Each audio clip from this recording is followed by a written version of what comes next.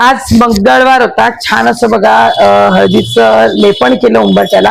मी खरं सांगते छान सुगंध येतो. जेव्हा हळदीच्या लेपनामध्ये तुम्ही ना अष्टगंधाची पावडर किंवा एखादा अत्तर घाला आणि करा. आणि सध्या ना गरमी आहे ना, त्याच्यामुळे असं सुगंधित वातावरण बरं वाटतं. कारण बाहेर ना अशी कोंडट हवा आणि गरमीमुळे एवढंच कंटाळा आलेला असतं ना, त्यामुळे आजूबाजूला जर तुमच्या फ्रेश असं वाटत असेल ना, तर खरंच खूप छान वाटतं.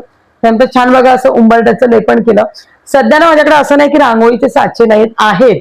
पण मी शक्यतो प्रयत्न करते हाताने रांगोळी काढायचं. मला खरंच खूप वेळ जातो, कारण पॉसिबल होत नाही तेवढं. पण तरी पण मी प्रामाणिकपणे प्रयत्न करत असते की आपल्याला जेवढं जमेल तेवढं आपण हाताने काढूया. कारण मूळ आपली संस्कृती हीच होती. आता हे साचे आहेत, कारण घाई गर्दी म्हणजे म्हणजे ज्या जॉबला जाणाऱ्यांचे प्रॉब्लेम्स होतात ते कधी कधी असं असतं तेव्हा.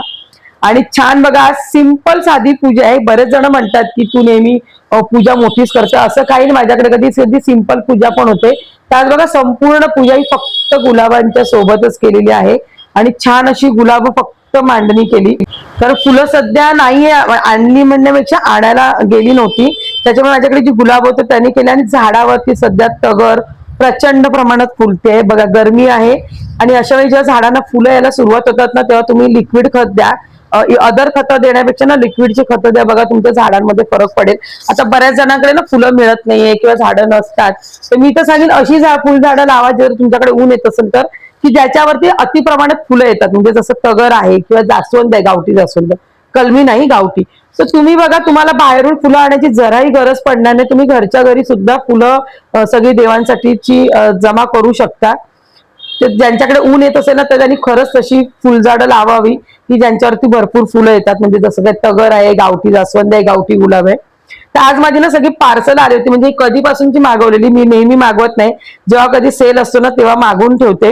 आणि आज माझे सगळं पार्सल आहे गार्डनशी रिलेटेड आहे. ऍक्च्युली मी खरं तर गावी जाणार होती, त्या हिशोबाने काही गोष्टी मागवल्या होत्या की मला जाताना झाडांसाठी पाण्याची सोय वगैरे करता येईल म्हणून. आणि त्याच्या रिलेटेड मी काहीतरी गोष्टी मागवल्या, तर माझं जाणं कॅन्सल झालं. पण म्हटलं वस्तू कधी फुकट जात नाही, कारण कधी ना कधी आपण बाहेर जातो तेव्हा या गोष्टी कामाला येतात. त्या अशा बऱ्याचशा गोष्टी आल्या होत्या. तर मी ह्या सगळ्याचा डिटेल व्हिडिओ तुम्हाला नंतर करीन.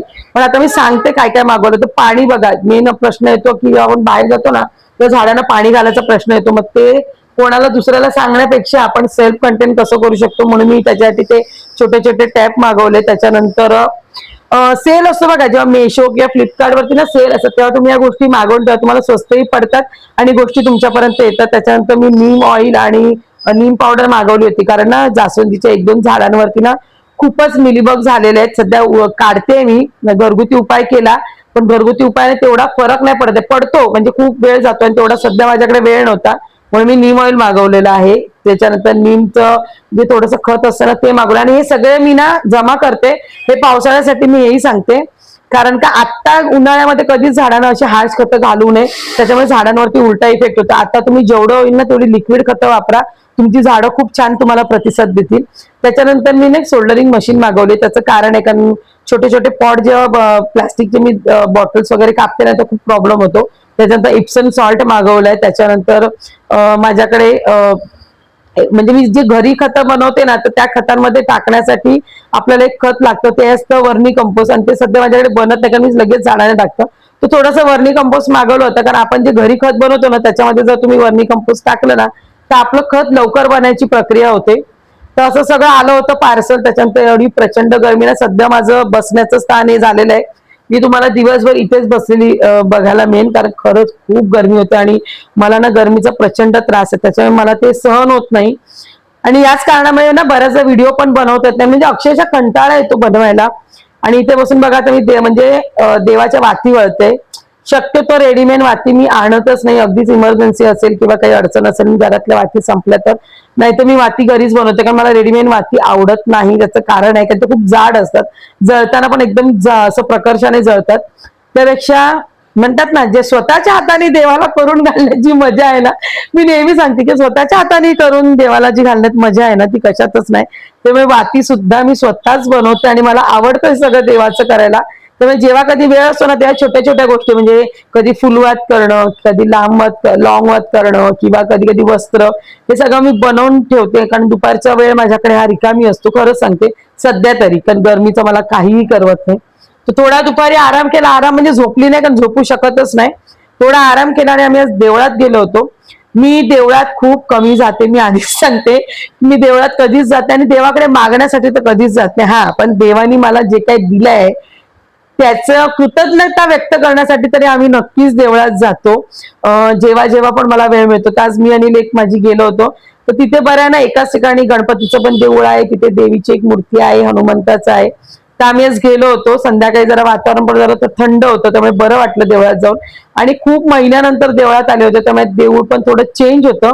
म्हटलं चला जाऊ, कारण माझं येणं खूप कमी. आणि मी म्हटलं ना, मी देवळात खूप कमी जाते. घरातल्या देवाची खूप पूजा करते, खूप आळवणी करते, जे म्हणतात ना वाचन वगैरे सगळं करते, पण मी देवळात जात नाही. मी देवळात त्याच वेळी जाते जेव्हा देवाप्रती मला काहीतरी कृतज्ञता व्यक्त करायची असते तेव्हा. ते देवळामध्ये आता थोडं चेंजेस चालू आहे. आणि ही स्वयंभू मूर्ती आहे ना, पाषाणात आपणहून आलेली आहे, म्हणजे दगडामध्ये आपणहून कोरून आलेली आहे. आणि ते फोटो घेण्यास मनाई आहे, तरी पण मी प्रयत्न केलाय. तर छान अशी मूर्ती आहे. आणि खरं सांगते खूप छान आहे. तुम्ही केलेला नवस इथे पूर्ण होतो. तर आम्ही जो हार घेतलेला तो बघा, गणपतीच्या डाव्या साईडला असा सोंडेकडे ठेवला होता. खूप छान. नमस्कार, कसे आहात सगळे? मस्त मजेत आहात ना? त्याचा थंबल बघून तुमच्या विषय लक्षात आलाच असेल की विषय काय आहे आजचा. तर बघा, मी शक्यतो आता प्रयत्न करते की तुम्हाला त्या गोष्टी सांगाव्यात. बऱ्याच जणांना बऱ्याच गोष्टी माहिती नसतात, इव्हन मलाही स्वतःला माहित नव्हतं. बऱ्याच गोष्टी आपण जेव्हा अध्यात्मामध्ये येतो ते बऱ्याच गोष्टी आपल्याला कळतात. बरंच वाचन आपण जेव्हा करतो तेव्हा काही गोष्टी आपल्या लक्षात येतात. तर मी नेहमी सांगते की जेव्हा अगदी मी अनुभव घेते आणि मग त्या गोष्टी तुमच्यापर्यंत आणण्याचा प्रयत्न करते. तसंच मला अनुभवातून आलेली आणि ऐकलेली वाचलेली गोष्ट आहे, म्हणून मी तुमच्यापर्यंत म्हटलं चला आज तो विषय मांडूया. बऱ्याचदा आपण ना देवळात जातो किंवा देवाचं बरंच काय काय करतो आणि बऱ्याच गोष्टी केल्यानंतर पण आपल्याला एक नेहमी प्रश्न पडतो की मी एवढं सगळं करते, मी एवढं सगळं करतो, पण तरी पण मला माझं एखादी गोष्ट पूर्ण का होत नाही, किंवा माझ्या कामात अडचणी का येतात, किंवा कुठल्याच गोष्टी पूर्णत्वाला का जात नाही, असं म्हणजे आपण बऱ्याचदा असाही प्रश्न पडतो. पण एक छोट्या छोट्या गोष्टी असतात ना, ज्या आपण देवपूजन मनापासून करतो. बघा, देव हा भक्तीचा भुकेला. मी नेहमी सांगते की पहिलं माझं वाक्य नेहमी हेच असतं की देव हा भक्तीचा भुकेला. तुम्ही भक्ती कशी करता याच्यावर देव तुम्हाला बघतो. पण आपण म्हणतो ना, जसं आता बघा आपलं शरीर आहे, नुसतंच आपण त्याला तसंच ठेवतो का नाही, साज शृंगार करतो जेणेकरून आपण चांगले दिसावे म्हणून. म्हणजे काय करतो की आपण आपल्या देहावरती स्वतःवरती खर्च करतो वगैरे. जसं तसं आपण देवाकडे जरी देवाची भक्ती जरी मनापासून करत असलो तरी देवाच्या ठिकाणी आपण काही गोष्टी अर्पण करतो म्हणा, किंवा देवाला प्रसन्न करण्यासाठी आपण काहीतरी गोष्टी करतो. किंवा जर ज्या गोष्टी आपल्याला मिळाल्या आहेत, म्हणजे मी तर म्हणेन की सर्वात आधी नेहमी ना देवाकडे प्रत्येक वेळी मागायला जाऊ नका. मला दिलाय ना देवानी, त्याला समाधानी व्हा नका. बऱ्याच लोकांच्या आयुष्यात बऱ्याच गोष्टी अशा अडचणी येत असतात, समाधानी नसतं. काहींकडे पैसा भरपूर आहे पण त्यांच्याकडे समाधान नसतं, काहींकडे पैसा नसतो पण ते समाधानी असतात, देवाचं करत असतात. तशा छोट्या छोट्या गोष्टी असतात. आता तुम्ही म्हणाल की ताई याचा आणि याचा काय संबंध, तर बघा, आपण बऱ्याचदा देवळात जातो आणि काय करतो, मोठे मोठे हार घेतो, देवासाठी प्रसादी घेतो, सगळं काही घेतो आणि आपण ते घेतो आणि देवळात डायरेक्ट जातो. जेव्हा आपण देवळात जातो ना, तेव्हा देवळात जाण्यापर्यंत, म्हणजे देवाच्या गाभाऱ्याला जाण्यापर्यंत जी लाईन असते, त्या लाईनीमध्ये आपण विचार करत असताना, अरे हार एवढ्याला दिला, मग एवढे पैसे झाले होते, अरे त्याला पैसे द्यायचे राहून गेले, मला सुटल्यावर द्यायचे, म्हणजे असे नाना विविध विचार तुमच्या मनात येत असतात. म्हणजे काय झालं की त्या हारवाल्याकडनं हार घेऊन देवळाच्या गाभाऱ्यापर्यंत जाईपर्यंत तुमच्या डोक्यात ते विचार असतात. म्हणजे तुमचं मन अस्थिर झालेलं असतं. आणि मग जेव्हा पण तुम्ही अस्थिर मनाने जर देवाच्या चरणी गेला, तर तुम्ही कितीही मनात काही असलं तरी ते पूर्ण होतं, कारण तुमचं मन अस्थिर असतं. हे एक कारण आहे की ज्याच्यामुळे तुम्ही पैसे आधीच देऊन यायचे. म्हणजे जर तुम्ही पैसे दिलेले असेल तर जेव्हा आपण देवापर्यंत जातो ना, तर तुमचं मन शांत झालेलं असतं, कोणतेही मनात विचार नसतात की बाबा मला पैसे, कोणतेच विचार नाही. आपण शांत चित्ताने देवापर्यंत जात असतो. ही पहिली गोष्ट. दुसरी गोष्ट काय असतं की जे पण बघा, बऱ्याच तुम्ही देवळांनी जा, बऱ्याच ठिकाणी असं म्हणतात ना की आपण जे पुण्य कमवतो ते आपण कधी कधी स्वतःच्या हाताने दुसऱ्याला देतो. म्हणजे आता तुम्ही एवढी सगळी भक्ती करताय, सगळं चांगलं व्यवस्थित सगळं करतायत आणि देवळात जाताना एखादी चूक करतात. म्हणजेच काय ते की तुमची जी तुमचं जे पुण्य आहे, जे तुम्ही कमवलेलं पुण्य आहे ना, ते तुम्ही कळत नकळत का दुसऱ्याच्या हाती देता. ते कसं सांगते, जेव्हा तुम्ही सगळं करता आणि जेव्हा देवाचे उपकार मानण्यासाठी किंवा जे देवानी मला दिलाय त्याची कृतज्ञता व्यक्त करण्यासाठी तुम्ही देवळात जाता. पण ते देवळात जाताना आता बरेच बघा, आपल्या जवळच्या ठिकाणी आपण जातो ना, तर आपण घरातून त्या गोष्टी घेऊनच जातो. बऱ्याचदा असं असतं की आम्ही तीर्थक्षेत्री जातो किंवा असं 4-5 दिवस लागणार असेल अशा देवस्थानी जेव्हा जातो, तेव्हा साहजिकच आहे, आपण घरातून तेवढं नेऊ शकत नाही, स्पेशली फुलं वगैरे आपण नेऊ शकत नाही, कारण ती खराब होण्याची भीती असते, फळं पण खराब होण्याची भीती असते. मग अशा वेळी काय करतो, तर आपण जिथे तीर्थक्षेत्री जातो ना, तिकडनं ती फळं फुलं घेतो. तुम्ही बऱ्याचदा बघितलं असेल की आपण जेव्हा आपण हार वगैरे घ्यायला जातो ना, तर ते आपल्याला पूर्ण ओटीचं सामान, हार वगैरे सगळं देतो आणि आपल्याला एक बकेट देतात आणि सांगतात की ठीक आहे, तुम्ही जा देवळातून आल्यावरती आम्हाला पैसे द्या. कारण त्यांनाही माहिती असतं, जेव्हा तुम्ही ती वस्तू जेव्हा तुम्ही अर्पण करता तेव्हा ती तुमची नसते, त्याच्यावरती अधिकार हा त्या दुकानदाराचा असतो. म्हणजेच काय आलं की योगायोगाने तुम्ही त्या दुकानदाराचा कळत नकळत करा, म्हणजे मुद्दा म्हणत नाही पण कळत नकळत काय होतं की तुम्ही त्याचा उद्धार करता, ज्याचं पुण्य सगळं तुम्ही कमवलेलं असतं. आणि जेव्हा ती पुण्य तुमच्या याच्यात वेळ येते त्यावेळी तुम्ही ते दुसऱ्याला देता. किंवा बऱ्याचदा तर बघा, काही जणांना आता ह्या सगळ्या गोष्टी माहिती पडलाय की बाबा देवळात जाण्यापूर्वीच पैसे द्यावे, तर बऱ्याचदा दुकानदाराला आपण सांगतो नाही तुम्ही आधीच पैसे घ्या, पण दुकानदार बघा, काय काय दुकानदार एवढे हुशार असतात ना, आपल्याला सांगतात नाही ठीक आहे तुम्ही आल्यावर द्या. मग आपण सांगणार नाही ठीक आहे पैसे घ्या, अरे नाही ताई मग माझी परडी लक्षात येणार नाही, तुम्ही कदाचित परडी नाही दिली तर. आता बहुतांश ठिकाणी बऱ्याच लोकांना या गोष्टी, पण अजूनही काही जण असे आहेत की ज्यांना माहित नाही, म्हणून मी हा व्हिडिओ केला की तुम्ही कधी देवदर्शनाला जाल ना, कोणतीही गोष्ट घ्या, छोटीशी छोटी जी वस्तू, तुम्ही अगदी साधी 10 रुपयाची अगरबत्ती जरी घेतली तर त्याचे पैसे तुम्ही आधी द्या. त्याचं कारण असं की आपण जे म्हणतात आपल्या वाट्याचं पुण्य बघा, मानलं तर दगडात देव आहे, नाही मानलं तर एका दगडाला तुम्ही दगडच समजला. शेवटी हा विषय आहे ना, हा विश्वासाचा आहे, भावनात्मक आहे. तुम्ही विश्वास ठेवलात तर त्या सगळ्या गोष्टी होतात, जर तुमचा विश्वास नसेल तर ही गोष्ट सोडून द्या. आता काही जण असे पण असतील की जे म्हणते अरे काय ताई या गोष्टींवरती आम्हाला विश्वास नाही, तर तुम्ही सोडून द्या. पण जी लोक विश्वासाने देवाचं करतात ना, मी त्यांच्यासाठी सांगते, जेव्हा पण कधी तुम्ही देवळात जाल ना, तर सर्वात आधी देवासाठी जे पण तुम्ही घ्याल, मग पेढे असू दे, हार असू दे, फुलं असू दे, ओटीचं सामान असू दे, जे काही तुम्ही घ्याल ना त्याचे पैसे आधी पे करा आणि मग तुम्ही देवदर्शनाला जा. हा फरक करून बघा. म्हणजे मी असं म्हणत नाही की मी सांगते म्हणून तुम्ही पैसे द्या, तुम्ही हा फरक करून बघा, तुम्हाला स्वतःला ती जाणवेल. कारण ती त्यावेळी जे दर्शनाच्या मध्ये आपण जे जातो ना, त्यावेळी बऱ्याच गोष्टी आपल्या नेगेटिव्हिटी म्हणा किंवा पॉझिटिव्हिटी जे पण आहे ना, ते तुम्हाला त्या दर्शनाच्या वेळी तुम्हाला जाणवेल. कारण बघ बऱ्याच जाऊन पडले, अरे मग मी दर्शनाला इकडनं बाहेर पडणार, मग मी तिकडे बाहेर पडेल, मला तो दुकानाला भेटेल, म्हणजे असे बरेच नाना विविध विचार ना आपल्या डोक्यात येत असतात. पण तुम्ही हेच जर त्याला पैसे पे करा आणि ते जे सामान आहे ते एका प्लास्टिकच्या पिशवीत घ्या किंवा कपडे पिशवीत घ्या, ते तुमच्याकडे जी पिशवी त्याच्यात घ्या आणि मग तुम्ही दर्शनाला जा, तुम्हाला फरक जाणवेल की त्यावेळी तुमचं मन शांत झालेलं असेल. कारण त्या तुमच्या डोक्यामध्ये हे विचारच नसणार की मला त्याला पैसे द्यायचे, मला त्याला परडी नेऊन द्यायची, मला मी या गेटने बाहेर पडणार, मी त्या गेटने बाहेर पडणार, माझं दर्शन व्यवस्थित, हे सगळे विचार असतात नाही, शांत झालेले असतात. आणि जेव्हा तुम्ही शांत चित्ताने परमेश्वराच्या ठिकाणी जाताना, तुम्हाला खरंच सांगते, अगदी म्हणजे म्हणतात ना कधी कधी धक्काबुक्कीचं म्हणजे आपल्याला दर्शन होतं, पण तेव्हाही आपल्याला मन शांत असतं. कारण परमेश्वर आपल्याला व्यवस्थित दिसलेला असतो आणि परमेश्वरापर्यंत आपलं म्हणतात ना भक्ती पोचलेली असते.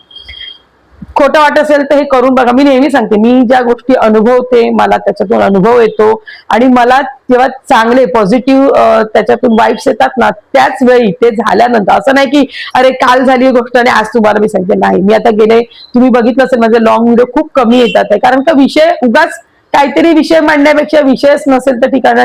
जो विषय मी सध्या मांडते तुमच्यापर्यंत ते सगळे विषय मी अनुभवातून घेते आणि गेले वर्ष दीड वर्ष आता माझे व्हिडिओ पण कमी आहेत आणि काही गोष्टी मी नाही करत आहे, प्रकर्षाने टाळते आहे. त्या का टाळते मी तुम्हाला बोलली आहे की मी वेळ आल्यावरती त्या गोष्टी तुमच्यापर्यंत आणीन, पण ती वेळ येऊ दे, योग्य वेळ. फक्त आता सांगायचंय, लोकांचं मत घ्यायची आहेत, मला फॉलोअर्स वाढवायचे म्हणून सांगण्यात काहीच अर्थ नाहीये. ज्या दिवशी मला ती अनुभवाला येईल किंवा माझं मी जे सध्या जे चालू आहे ना ते व्यवस्थित झालं की मी नक्की तुमच्यापर्यंत शेअर करीन. कारण तुम्ही पण शेवटी माझी फॅमिली आहेत आणि मी माझ्या फॅमिलीपासून कधी काही लपवलं नाहीये आणि लपवणार सुद्धा नाही. त्यामुळे वेळ आल्यावर मी नक्की सांगेन. पण आता तुम्हाला मी एवढंच सांगू शकते की आजचा विषय जो आहे त्याप्रमाणे जेव्हा पण तुम्ही कधी देवळात जाल तर त्यात ते जे पैसे आहेत ना ते आधी द्या, त्याच्यानंतर तुम्ही दर्शनाला जा. बघा तुम्हाला ती मनशांती जाणवेल. हा माझा स्वतःचा आलेला अनुभव आहे. आणि बऱ्याच अशा छोट्या छोट्या गोष्टी असतात, पण बरीच लोक असं म्हणतात मी एवढं करते तेवढं करते मला फळ मिळत नाही. म्हणून म्हटलं चला छोट्या छोट्या गोष्टी आहेत, बऱ्याचशा अशा गोष्टी आहेत, बरेच विषय असतात. तर दरवेळी म्हणजे जसं मला जमेल तसं एक एक विषय तुमच्यापर्यंत मांडीन. जसं आता मी तुम्हाला मागच्या व्हिडिओत सांगितलं होतं की भंडाऱ्यातलं जेवण का खाऊ नये, तसं आज तुम्हाला सांगते की देवळात जाण्यापूर्वी पैसे का द्यावे आणि ते दिल्यानंतर पण किती समाधान लाभतं हे तुम्हाला स्वतःला जाणवेल. हे करून बघा. याच्या नंतरचे पण विषय बरेच असे येतील जे तुमच्या म्हणजे परमेश्वराशी रिलेटेड आहे आणि सकारात्मक गोष्टी त्याच्यातून कशा घडतील याच्याशी रिलेटेड असेल. त्यामुळे जेव्हा कधी लॉंग व्हिडिओ येतील तेव्हा नक्की आवर्जून तुम्ही बघा आणि तुम्हाला त्याच्यातून जसा माझा फायदा होतो आहे, होत चालला आहे, माझ्या आयुष्यामध्ये काहीतरी पॉझिटिव्ह गोष्टी घडतायत. परमेश्वराकडे हीच प्रार्थना आहे की तुम्ही पण या गोष्टी फॉलो करा आणि तुमच्या आयुष्यात पण या पॉझिटिव्ह गोष्टी घडू दे. तर असा होता आजचा एकंदरीत छोटासा ब्लॉग. कसा वाटला व्हिडिओ नक्की कमेंट करून सांगा आणि आवडल्यास नेहमीप्रमाणे व्हिडिओला लाईक शेअर सबस्क्राईब करा. लवकरच भेटू नवीन व्हिडिओ. तोपर्यंत बाय.